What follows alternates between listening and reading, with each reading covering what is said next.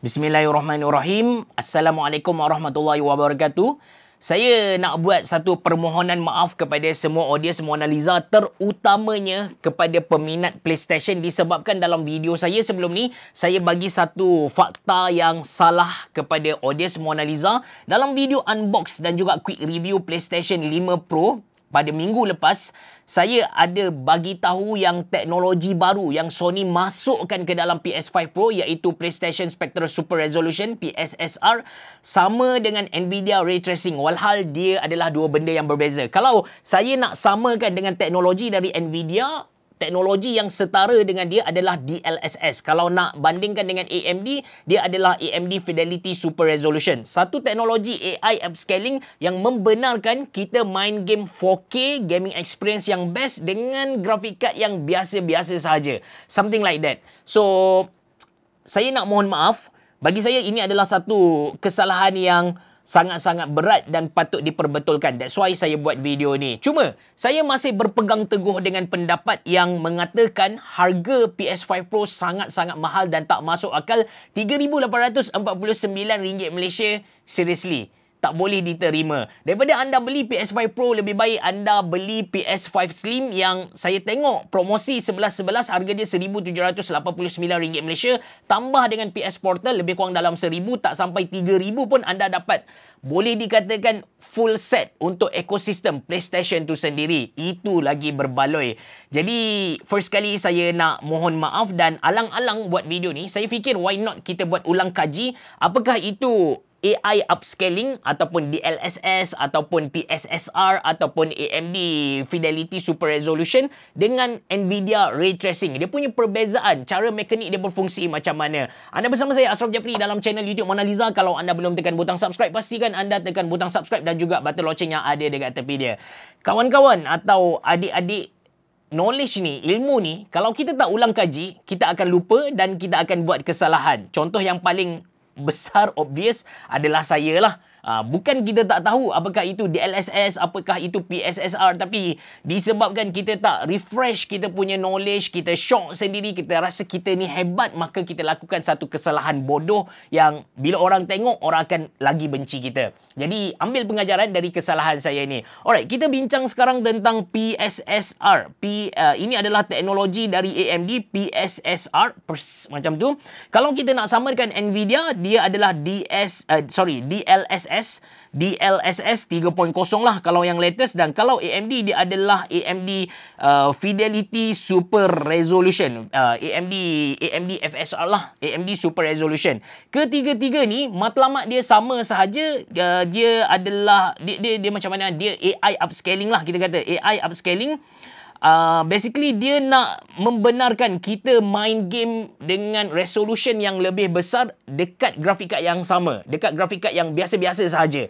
So, katakan kita boleh, grafik card kita sekarang hanya boleh main Full HD sahaja. Dengan teknologi, ketiga-tiga teknologi tadi, salah satu daripada ketiga-tiga teknologi, now kita dah boleh main video 4K. Kita boleh main video 4K dengan gaming experience, dengan FPS yang shock jugalah. Walaupun kita kata matlamat dia sama, matlamat dia untuk membenarkan kita main game dengan resolution yang lebih besar dekat grafik card yang kita kata lekeh-lekeh, cara dia berfungsi berbeza. Cara PSSR berfungsi berbeza, cara DLSS berfungsi berbeza, cara FSR berfungsi berbeza. Yang ni dia sangat-sangat teknikal. Bagi saya, kita tak perlu ambil tahu pun. Yang kita kena tahu adalah ketiga-tiga teknologi ni tujuan dia adalah untuk membenarkan kita main game resolution yang lebih tinggi dari kemampuan grafik card kita tu sendiri. Okey, apa isu sebenarnya? Apakah isu bila kita nak upscale satu-satu grafik itu? Katakan sekarang ini adalah resolution Full HD. Resolution Full HD. So, anda pun tahu resolution Full HD dia ada 1920 1080. Ini adalah dot pixel. Kiranya kalau kita buat titik, total titik yang ada adalah 1920 kali dengan 1080. Jadi sekarang kita nak main video, kita nak main game dengan resolution 4K. Sebab apa? Sebab grafik 4K lagi cantik berbanding dengan Full HD. Isu bila kita nak main dengan 4K ni, isu dia adalah grafik kad kita tak mampu bila makin banyak pixel. Sebab tadi 1920 tapi kali ni dia lagi besar kan. Bila kita main bila video tu 4K, beban yang dikenakan ke atas grafik kad tu tinggi. Sesetengah grafik kad dia memang tak boleh nak hidup langsung lah. Tapi dengan teknologi yang saya sebut tadi, PSSR, DLSS, lepas tu ada AMD FSR tadi. So dengan teknologi tu kita boleh main. Apakah yang teknologi tu buat? Okey, katakan sekarang ada satu biji bola. Bola ni dia makan 20 pixel sahaja. 20 pixel tadi kan ada 1920 kali dengan 1080. Bola ni dia 20 pixel sahaja. Bila kita nak pindahkan dia ke dalam 4K, bentuk bola tu mungkin boleh dikekalkan. Bentuk dia tak rosak lah. Tapi akan hilang banyak pixel. Sebab dia 20, sekarang kita masukkan ke dalam slot. Kita kata slot ni kalau pindah ke 4K dia perlukan dalam 100, contoh macam tu lah, 100 pixel. So, akan banyak dot kosong. Menjadikan video kita tu ataupun image tu kabur. Dia blurry. Sebab apa? Sebab detail hilang. Jadi, detail yang hilang ni lah yang akan diisi oleh PSSR ataupun DLSS ataupun AMD FSR tadilah. So, menyebabkan image yang kita nampak tu dia sharp. Image yang kita nampak tu sharp. Dia dah tak ada dah ruang-ruang kosong tadi. Dia akan tolong sambung kepada kita. Macam kalau di LSS, dia akan pakai AI. Atau cara macam ni pun adik-adik boleh fikir. Ataupun salah satu cara lagi, katakan ada batang kayu. Batang kayu ni pun sama, 20 pixel. Bila kita nak pindahkan ke canvas 4K, dia macam berpisah dua. So dekat kosong ni, AI akan isikan. Basically, itu adalah dia punya asas lah. Saya harap anda boleh faham.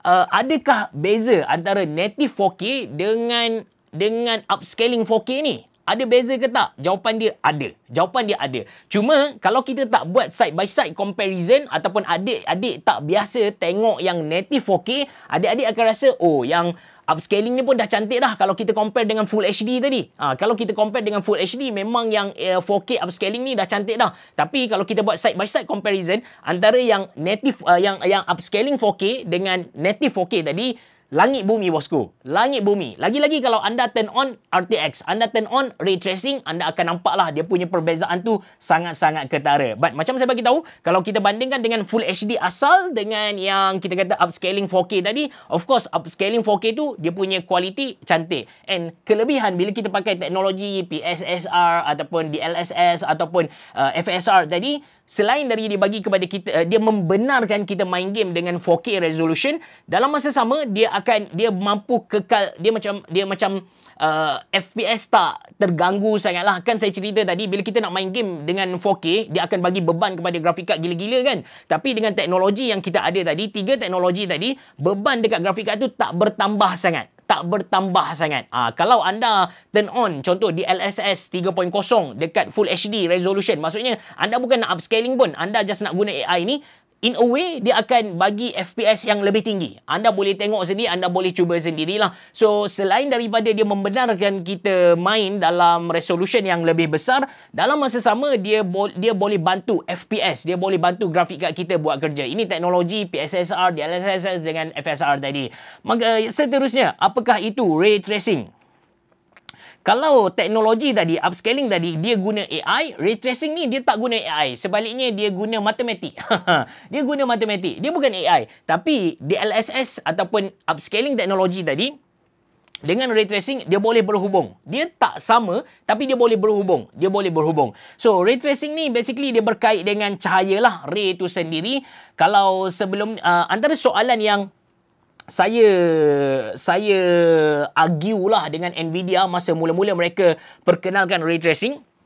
Saya tanya, kalau kan Nvidia dia claim yang ray tracing ni, bila kita tengok pantulan cahaya objek, pantulan bayang-bayang, pantulan cahaya ataupun objek dekat air kan, dia jadi lebih real kan. Cuma masa tu saya tengok Battlefield lah. Saya pun buat perbandingan antara yang turn on ray tracing dengan tak turn on ray tracing. Saya tengok kepada dia punya air tu, saya nampak macam lebih kurang sama je. Tak turn on pun okey je kualiti dia kan. Tak nampak beza sangat. So apa yang membezakan antara teknologi lama, reflection cahaya lama dengan ray tracing ni? Jadi yang lama dia pakai, kita kata dia macam fix lah. Dia fix. Kita boleh fikir macam tu. Dia still boleh bagi bayang tu bila mana orang masukkan secara manual satu persatu macam tu. And bayang dia tu kita boleh kata dia macam flat sikit. Tapi dengan teknologi ray tracing ni, yang pertama dia memudahkan developer lah. Dia memudahkan developer untuk hasilkan bayang yang lebih 3D, kita kata lebih realistik. Istilah dia bukan 3D tapi realistik. Yang kedua, kalau dia punya pantulan tu akan nampak lebih 3D. So, contohlah atas atas air, kita kata atas permukaan air, ada kapal terbang yang lalu atas dia. Ada kapal terbang lalu atas dia. Yang lama punya ni, dia still akan bagi bayangan tu, tapi bayangan dia tu tak real lah, nampak 2D macam tu. Kalau kita pakai ray tracing, bayangan tu akan nampak 3D, dia punya pergerakan, everything nampak realistik lah. Itu dia punya teknologi tu sendiri. That's why kalau anda nak beli graphic card, cari yang ada ray tracing, lepas tu dia mampu carry resolution yang anda nak main tu dengan bagus. Itu anda akan dapat satu gaming experience yang nice gila. Apa-apa pun guys, saya sekali lagi nak mohon maaf kepada semua audience Mona Lisa, especially peminat PlayStation, di atas kesalahan fakta yang saya buat tu. Harap dapat perbetulkan balik kesalahan fakta yang saya buat. Terima kasih kepada semua yang tegur saya. Terima kasih kepada semua yang menonton. Itu saja dari saya. Terima kasih kerana menonton. Assalamualaikum warahmatullahi wabarakatuh. Berapa? Jumpa lagi.